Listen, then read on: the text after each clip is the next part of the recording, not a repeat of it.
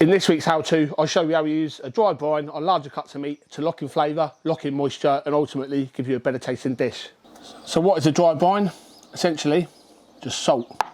I'm going to show you how we dry brine this double cut pork chop, but I would also do this on chickens and larger joints of meat. This helps to lock in flavour, it helps to lock in moisture. I'm sure you're all well aware of what a wet brine is. A wet brine is where you would soak, say, a turkey or a chicken in a saline solution, so a salty solution with some other aromats in there as well. And after 24 hours, you've locked in flavour, you've locked in moisture. A dry brine essentially does the same thing. You just use salt. What happens is the salt will go on the surface. Initially, it will draw the moisture out of the meat, but then after a while, the moisture is sucked back into the meat along with the salt. This locks in flavour, it locks in moisture.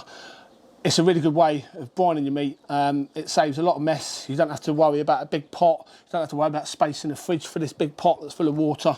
All we're going to do is just salt this, put it on a rack in the fridge, uncovered overnight, and it's going to do just as good a job as a wet brine.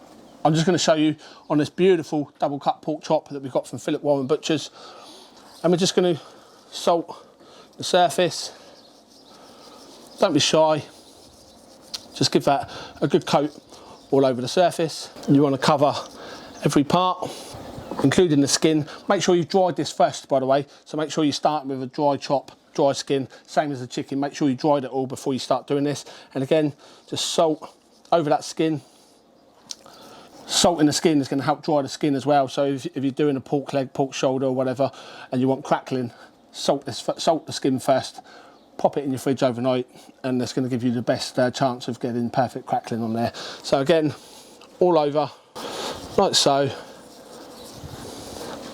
And that is it. It really is that simple. The salt is going to be absorbed into the meat, resulting in better flavour, more moisture. It's going to be some damn fine pork. Happy days.